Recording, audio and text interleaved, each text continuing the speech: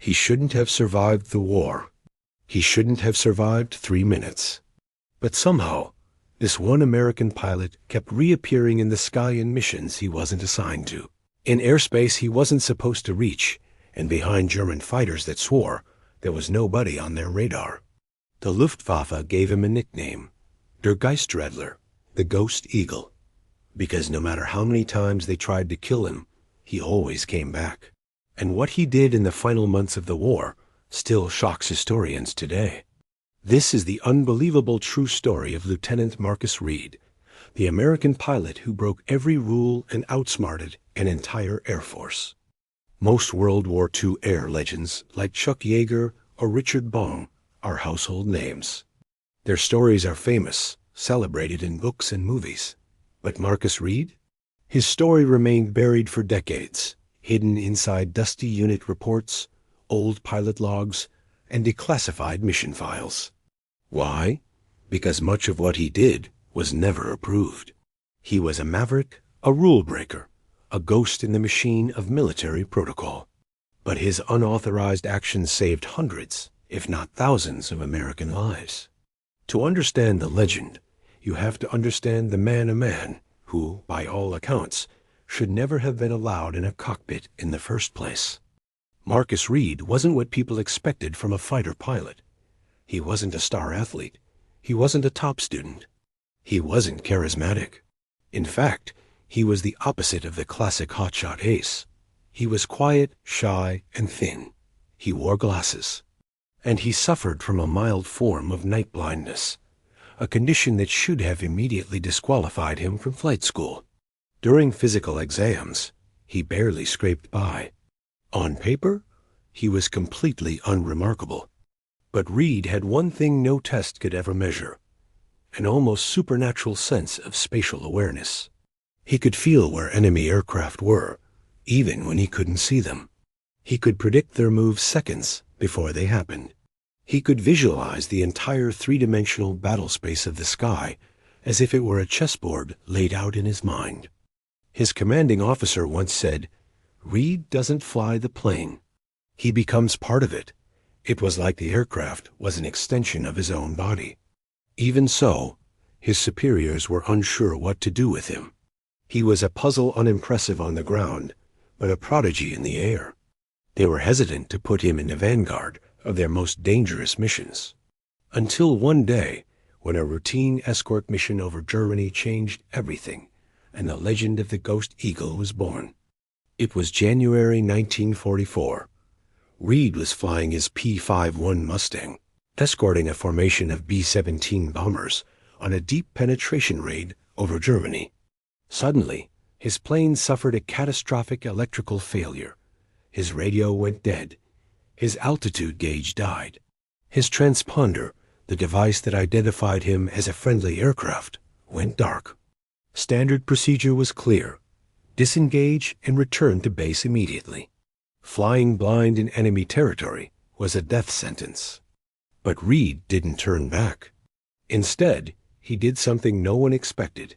He dove straight into a thick cloud bank and simply disappeared. On the scopes of his squadron mates, his signal just blinked out.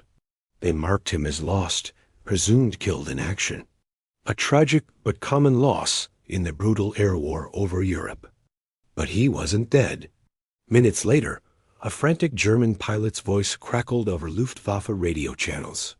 "An American fighter just came out of nowhere behind me." Before he could finish, the transmission was cut short. Boom. One kill for Reed.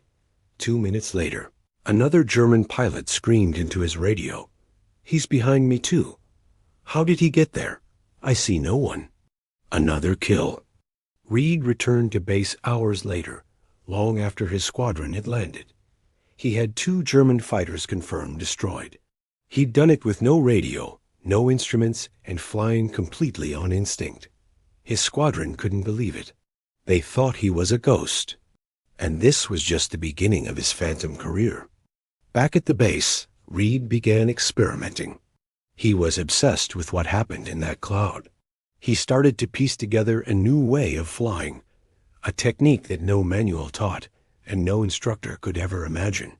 He discovered that when he turned off certain non-essential electrical systems, his plane produced a much smaller radar signature.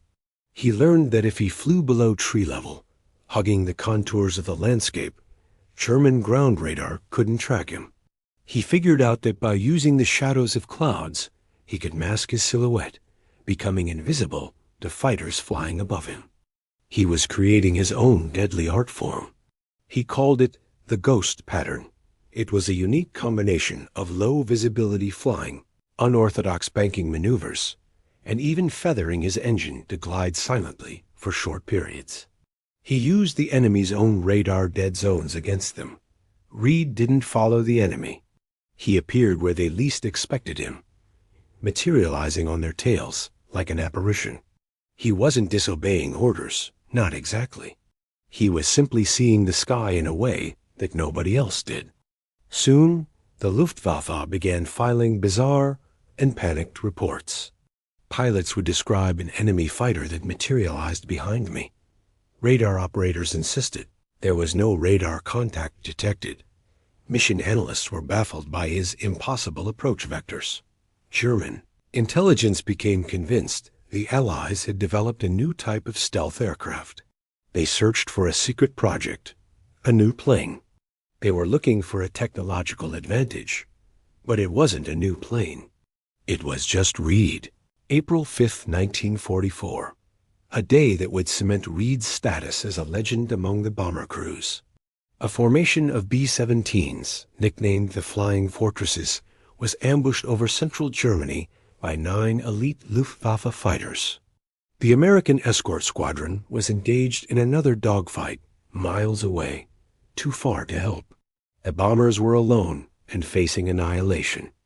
Reed wasn't even on that mission. He was on standby at the base. But he heard the desperate distress call over the radio. Without waiting for orders, without a flight plan, he jumped into his Mustang and took off alone. He followed the bomber flight path entirely by instinct and memory, flying low and fast. He flew beneath German radar, through deep valleys, and just over the treetops, a silver blur against the green landscape. He popped up behind the formation of Luftwaffe fighters like a phantom. One of the bomber crew gunners later wrote in his diary, "He came out of the sun like a myth. One moment, there were 9 of them on us. The next, there was one of ours, and hell came with him. It was 9 enemy fighters against 1 American. Reed shot down 4 of them in a furious, swirling dogfight and hounded the rest until they broke off their attack and retreated. When he returned to base, his commander was furious. 'Why did you take off without orders?' He yelled, his face red with a mix of anger and awe. Reed simply replied, 'They needed help.' He was officially written up for insubordination. But privately, the commander of the bomber group sent a personal commendation, thanking the unknown pilot who had saved his entire crew. The Germans were now obsessed. German pilots began hunting for this mysterious pilot specifically. Their intelligence officers were desperate to know, who is this ghost? How does he appear without a radar signature? Why can't we see him coming? They gave him his name, Der Geistradler, the Ghost Eagle. In one interrogation transcript of a captured German ace, the pilot said, "He does not fight like any American I have ever faced. He stalks. He waits. He is patient, like a hunter in the forest. You don't see him until it is too late." Reed had become more than just a pilot. He was a psychological weapon. His reputation spread fear throughout the Luftwaffe. Some German pilots began changing their formations, flying in tighter, more defensive patterns. Others reportedly refused to fly alone, terrified of being picked off by the ghost. The Luftwaffe High Command even began issuing new training guidelines. Beware of the Ghost Eagle.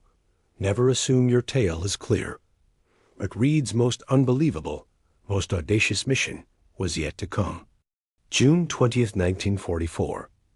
Allied intelligence reported that a revolutionary German experimental aircraft, the Messerschmitt Me 262, was conducting test flights near a secret facility.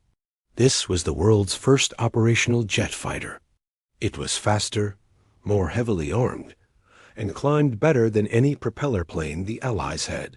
If it entered mass production, American bomber formations would be slaughtered. The air war could be lost.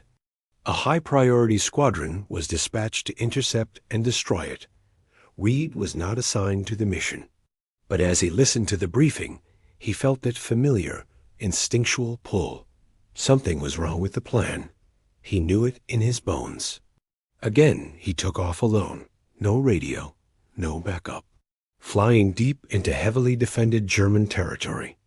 He found the Me-262 in the middle of a test flight, protected by a screen of 3 FW-190 escorts. Reed knew a direct attack was suicide, so he did the impossible. He circled wide, climbing high above the formation. Then, he cut his engine to an idle and began to glide, using his ghost pattern to descend silently and unseen, directly above the German escorts.